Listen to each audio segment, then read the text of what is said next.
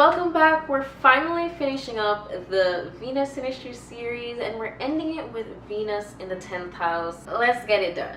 Venus in the 10th. I'm not gonna lie with this one. When you initially meet that person, you're thinking like, I can see this person as an addition in my life. You're analyzing them in every way. Emotionally, yes, of course, it's Venus. But you are admittedly also looking at their resources. If you're used to living in a certain standard of living, you want someone around you who can uphold that, or who at least strives for that.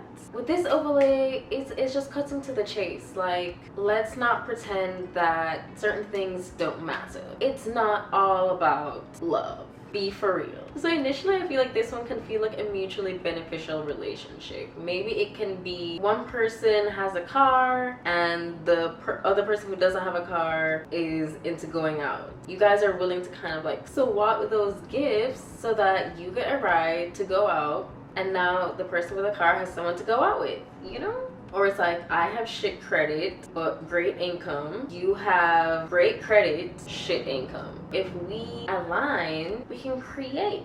So I think people are just cautious at first here, you know? So they want to start off like 50-50. Maybe first date, okay, you can pay. Depends on like what kind of society you each individually kind of grew up in, right? But over time, as you build a relationship, it is a little tit for tat. Like, you did this then, I'm gonna do this now. You are thinking about marriage here, but it's kind of like, you know, you're thinking about the prenup, not the honeymoon.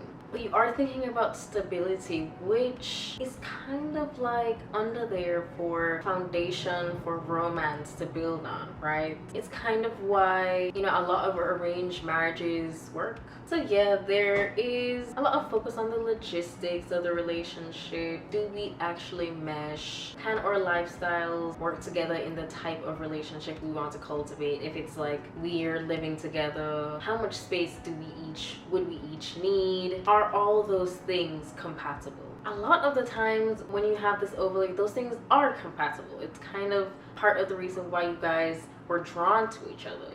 So this is someone that if you guys ever live together, it would be the easiest thing. And if this is not like a romantic overlay, if it's just like a friend, this overlay, I feel like y'all are not gonna fall out over like who didn't do the chores, because you have a similar standard of living. Not necessarily like that you're both clean freaks, right? But you are easily tolerable, like each other's quirks don't bother you. Sometimes it can kind of feel like this is someone, it's like, I don't have beef with you, but I've never really, you're like my third call, you know? There are other people that I would probably see as prioritizing over you. This is one where you kind of turn around after like 3 years and see that this person was always your first call. You always were thinking like, what would they do?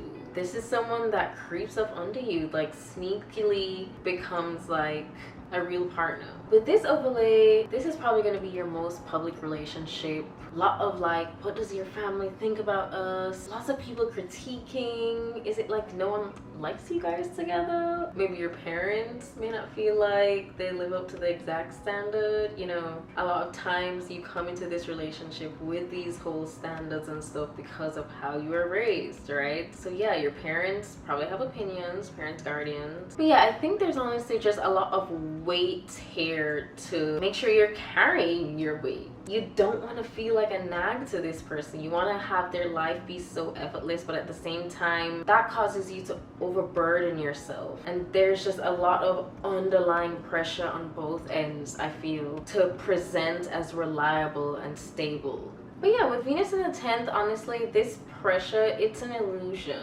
You know, it's society, it's parental pressure, peer pressure. Underneath it all, you guys have a love foundation, and it's important to remember to focus on that. Sometimes this overlay can manifest where if it's one person's kind of already in that position that their dream life is about and the other person is like striving for, that's where the imbalance can really be most seen. So yeah, if you guys are talking about careers from early, just be honest with what you're willing to do. Be honest about the logistics of how this relationship would work for you. But yeah, that's all I have for that one. And we're done with the Venus synastry series. I think I'm gonna go into Sun synastry next. I want to start with like maybe Sun in the 8th. We'll see, we'll see. But yeah, catch you guys at the next one.